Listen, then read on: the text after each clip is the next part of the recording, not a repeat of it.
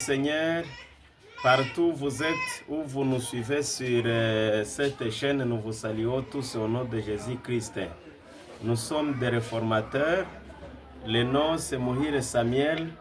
Je suis un réformateur congolais.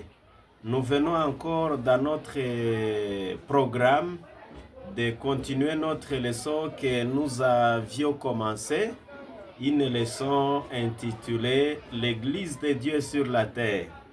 Avant d'avancer dans notre étude, nous allons inviter le Seigneur pour qu'il puisse nous accompagner tout au long de notre étude. C'est ainsi que nous allons prier d'abord le Seigneur.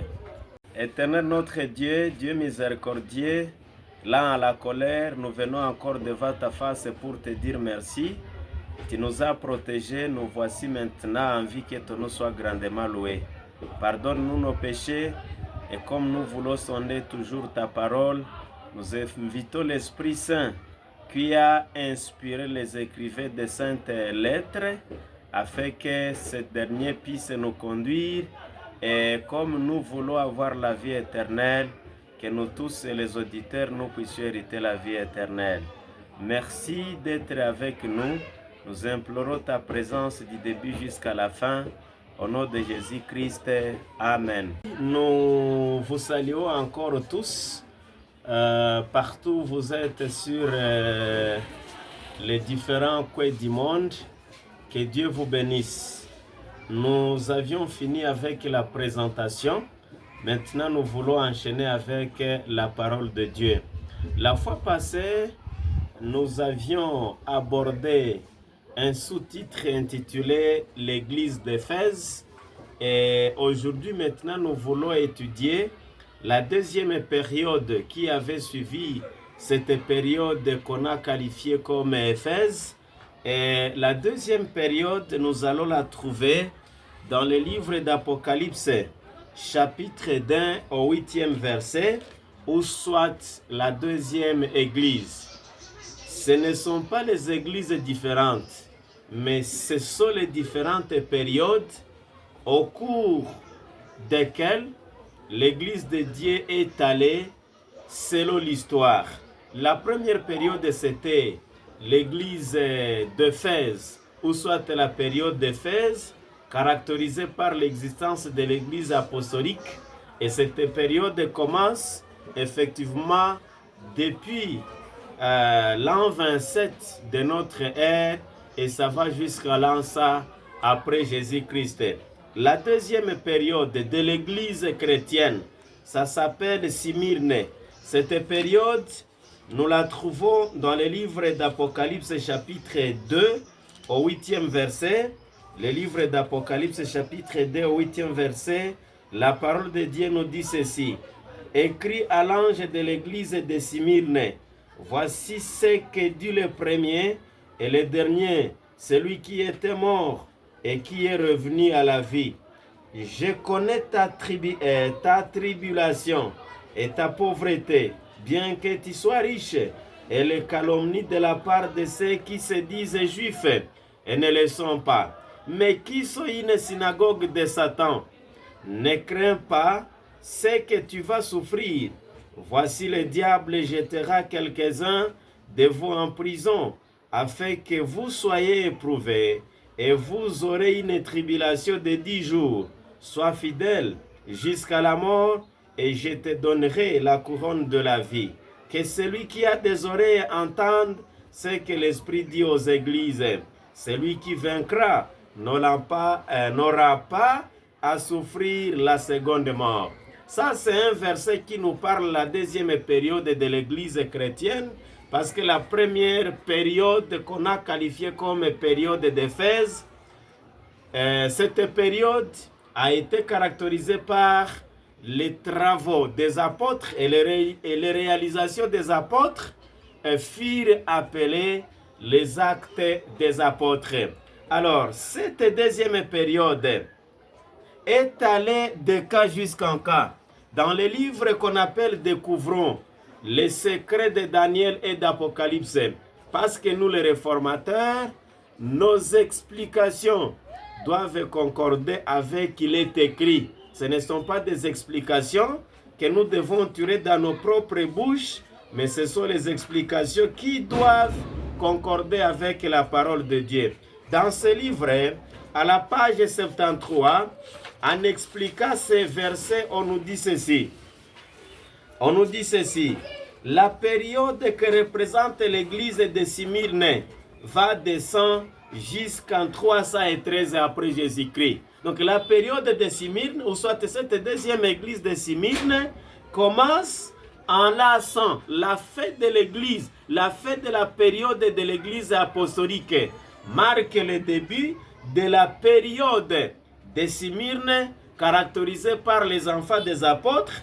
Cette période commence à l'an 100 jusqu'en 313 après Jésus-Christ. Ce fut un temps de terribles persécutions pour le peuple de Dieu. Cette période fut marquée par la persécution, parce que dans les saintes lettres que nous venons de lire, on nous présente que ces gens ont eu une tribulation de 10 jours. Nous allons voir si ces 10 jours représentaient quoi. D'abord, en bas, on nous dit, Smyrne ne peut donc être qualifié d'église persécutée. Pendant cette période, la persécution va commencer au sein du peuple de Dieu. Le mot Smyrne signifie bonne odeur. Le mot, l'intitulé Smyrne d'abord, signifie bonne odeur. Elle est l'une des 2 églises parmi les 7 qui ne reçoivent aucune parole de réprimande.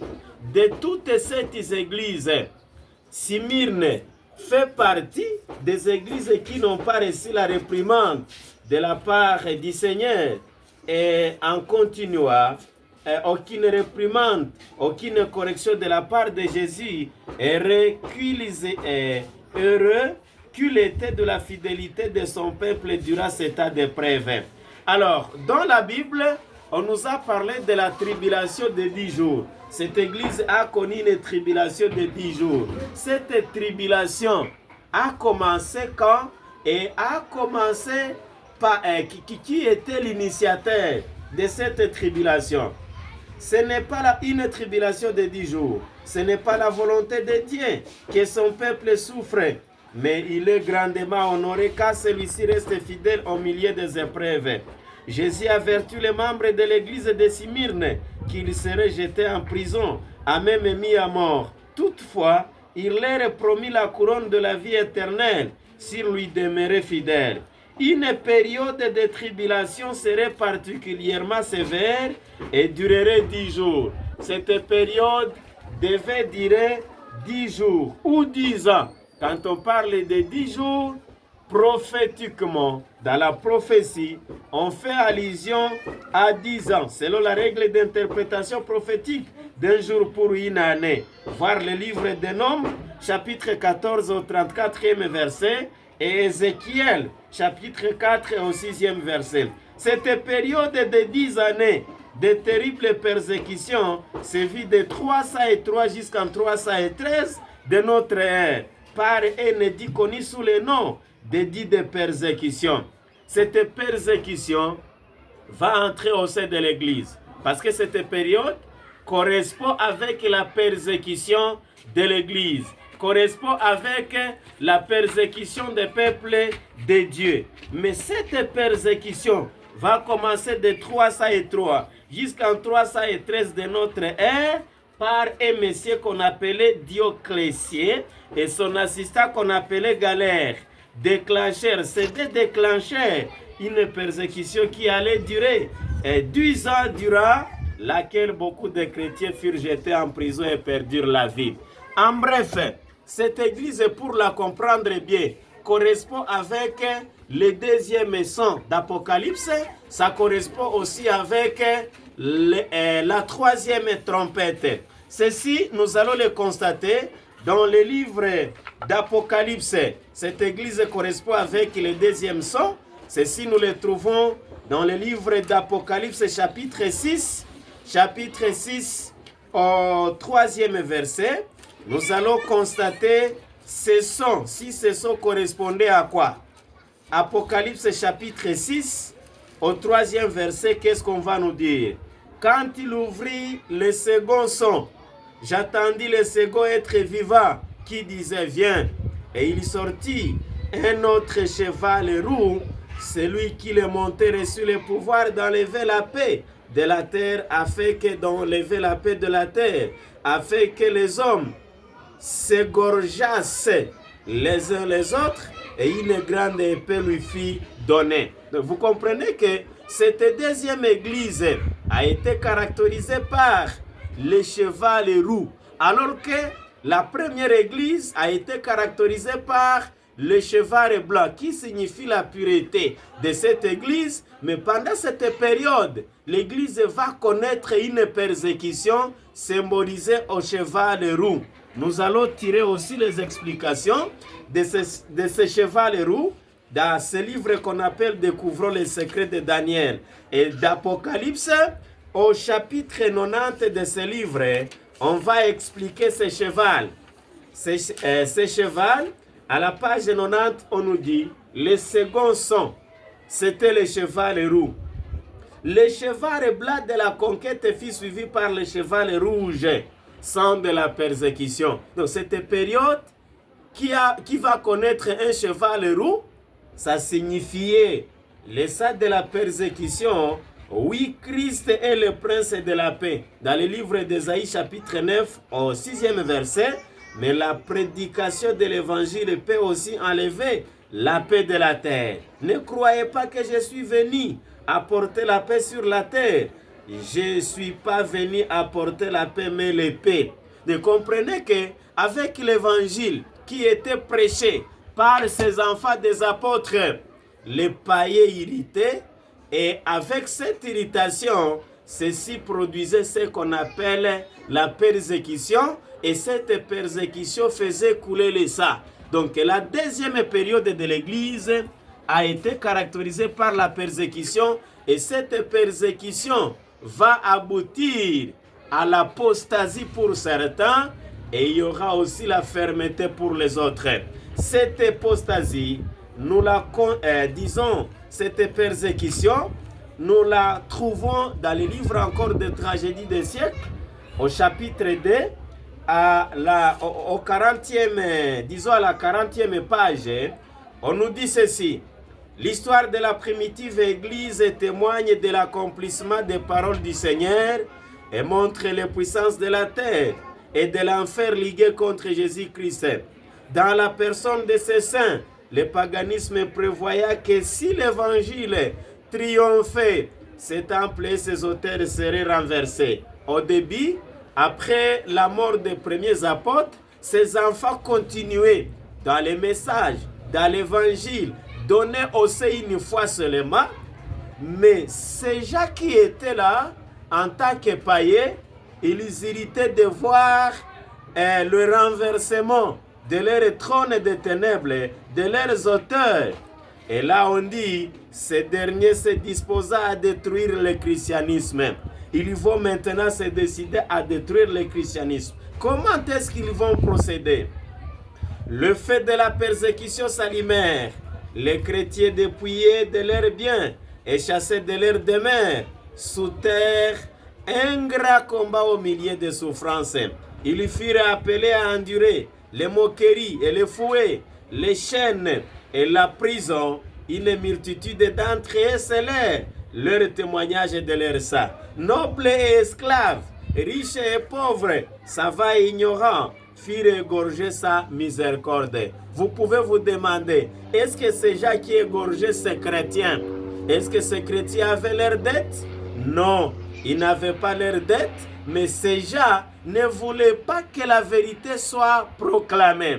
Mais cette persécution va commencer sous le règne de quel empereur? De quel roi? À la page toujours 40, on nous dit, ces persécutions dont l'air s'ouvre sous Néron vers l'état du martyr de Saint Paul se poursuivirent avec plus ou moins d'intensité pendant des siècles. Donc le roi qui avait commencé cette persécution était le roi Néron. C'était avant la Rome chrétienne, là nous étions dans Rome païen. Les chrétiens étaient rendus responsables des crimes les plus odieux et la considéraient comme étant la cause de grandes calamités, telles que les famines, les pestes et les tremblements de terre, alors qu'ils étaient devenus les objets de la suspicion et de la haine publique, de faux témoins, toujours prêts pour impruenter à dénoncer des innocents, s'élevaient contre eux. Les disciples du Christ étaient condamnés comme rebelles à l'Empire, comme ennemis de la religion, comme nuisibles à la société. Un grand nombre d'entre eux furent livrés aux bêtes féroces ou brûlés vifs dans les amphithéâtres. Quelques-uns étaient crucifiés, d'autres couverts de peaux de bêtes féroces étaient jetés dans l'arène et déchirés par des chiens. Ces supplices constituaient souvent l'attraction principale des fêtes publiques. Des foules immenses rassemblées pour jouir de ces spectacles saluaient l'agonie des chrétiens par des éclats de rire et des applaudissements. Chers frères, c'est amer pour nos prédécesseurs, les descendants des disciples, qu'on avait appelé l'église de Smyrne. Ils avaient connu, ils ont subi toutes ces catastrophes. On les tuait, on les pendait, on les maltraitait, on les égorgeait comme des animaux. Et le motif, c'est parce qu'ils proclamaient la loi de Dieu. Chers frères, cette deuxième église est allée avec aussi la troisième trompette. Parce que dans l'histoire de l'église, nous avons cette église, ou soit cette période de l'église, mais nous avons 7 sons, nous avons aussi 7 trompettes. La première église est allée avec le premier son et la première trompette. La deuxième église est allée avec le deuxième son, qui était le cheval roux. Le cheval roux qui symbolisait la persécution, qui symbolisait le sang qu'on coulait, qu'on versait des chrétiens, mais qui succombaient à cause de la parole de Dieu.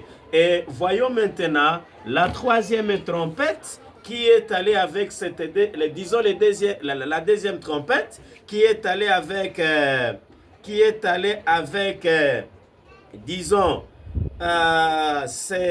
cette deuxième église. Et puis nous allons voir si ça symbolisait aussi quoi. Dans le livre d'Apocalypse chapitre 8, au 8e verset, on nous dit ceci. Chapitre 8, c'est là qu'on trouve ce que nous sommes en train de chercher. Le second ange sonna de la trompette et quelque chose comme une grande montagne embrassée par le feu fut jetée dans la mer et le tiers de la mer devint du sang. Et le tiers des créatures étaient dans la mer et qui avait vu mourir et le tiers des navires périt. Là, on nous montre les seconds, la seconde trompette. Le second ange sonne la deuxième trompette et lorsqu'il sonne la deuxième trompette, il y aura ce qu'on appelle une grande montagne embrassée par le feu fut jetée dans la mer. Nous allons chercher à comprendre si cette montagne symbolisait quoi. Parce que la prophétie ne parle pas directement de faits, mais ça parle indirectement des affaires. Et pour le comprendre, il faut demander une explication venant du Seigneur. Toujours dans ce livre qui explique le livre de Daniel et d'Apocalypse, à la page, nous allons lire à la page 102. À la page 102, qu'est-ce qu'on nous dit? À la page 102 de ce livre, qu'est-ce qu'on nous dit, chers frères et sœurs? 102, on nous dit la seconde trompette. La seconde trompette annonce la chute de l'Empire romain occidental, représenté par la grande montagne. Donc, lorsqu'on parle de la grande montagne, c'était l'Empire romain d'Occident qui représentait la grande montagne. Le prophète Jérémie s'est servi de l'image d'une montagne en fait jetée dans la mer pour symboliser la destruction de Babylone. Donc, tout ce qu'on parle là-bas, dans la deuxième trompette, c'était la chute de l'Empire romain d'Occident mais aussi ça symbolisait la destruction de Babylone. Cela vous le constaterez dans le livre de Jérémie chapitre 51 au 25e verset. La seconde trompette emploie le même symbolisme pour déplaindre la chute de Rome, contrairement à d'autres nations qui furent renversées par une seule puissance rivale. Rome fut conquise sur une longue période de temps par de multiples invasions de tribus barbares. Donc, Rome symbolise la grande montagne. Pourquoi? Parce que les autres États de l'époque tombaient sans beaucoup de peine. Mais pour détruire Rome, il a fallu organiser beaucoup de conquêtes. Il a fallu organiser beaucoup d'invasions. Et ces invasions-là, on les appelait les invasions barbares, qui étaient sous le commandement des messieurs qu'on appelait Alaric. Il était un Wisigoth, contrairement, là on dit, sous le commandement d'Alaric. Les Wisigoths anéantirent l'armée romaine, incluant l'empereur Valens à Andrinople en 378 de notre ère. En 408, Alaric envahit l'Italie, se déplaça du nord au sud et pilla toutes les villes sur son passage. Frères et sœurs, quand on parlait de la deuxième église, on voit les enfants des apôtres qui continuaient dans la voie de ces apôtres, malheureusement persécutés par les empereurs de Rome païens, notamment Dioclétien et les autres. Quand on voit le deuxième son qui est allé avec la deuxième église, le deuxième son était représenté par les chevals roux. Ces chevals roux symbolisaient le sang de la persécution. Et en fait, nous voyons la deuxième trompette qui était caractérisée, qui était marquée par ce qu'on appelait la grande montagne jetée dans les feux. Cette montagne symbolisait Rome occidentale et ça symbolisait la chute de Babylone par les invasions barbares qui étaient sous la direction ou soit sous la conduction de leur empereur qu'on appelait Alaric.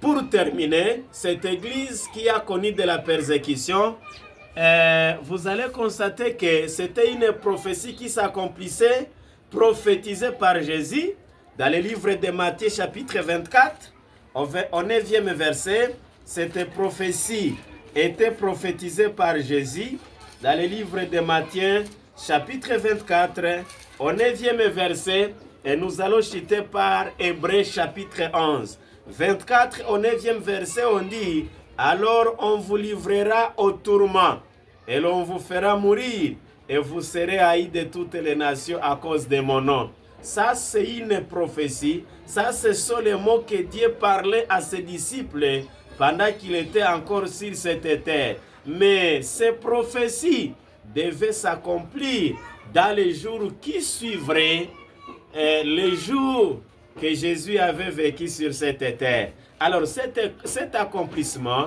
vous allez constater ça dans le livre d'Hébreux chapitre 11, 32 jusqu'au 40e verset. C'est là où vous allez trouver la persécution de ces premiers chrétiens. Comment est-ce qu'on les maltraitait. Nous allons lire un petit verset là-bas pour terminer. Hébreux chapitre 11, vous commencerez sur le 32e verset.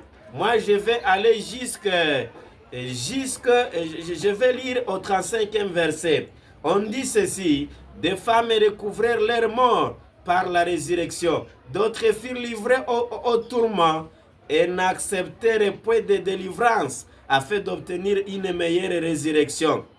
Ils furent lapidés, sciés, torturés, ils mourirent, tués par l'épée. Ils allèrent ça et là, vêtus de peaux de brebis et de peaux de chèvres, dénués de tout, persécutés, maltraités, et dont le monde n'était pas digne, errant dans les déserts et dans les montagnes, dans des cavernes et entrés de la terre.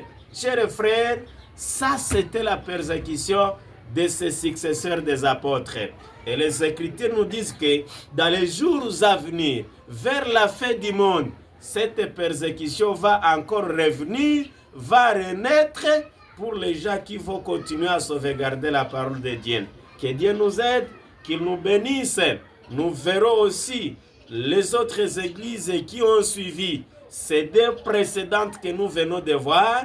Mais ce que nous souhaitons à tout le monde, c'est de rester attaché à la foi, c'est de rester attaché à la parole de Dieu comme ces premiers chrétiens. Et lorsque Jésus-Christ, bientôt, quand il va réapparaître, que nous puissions hériter la vie éternelle. Au nom de Jésus, Amen.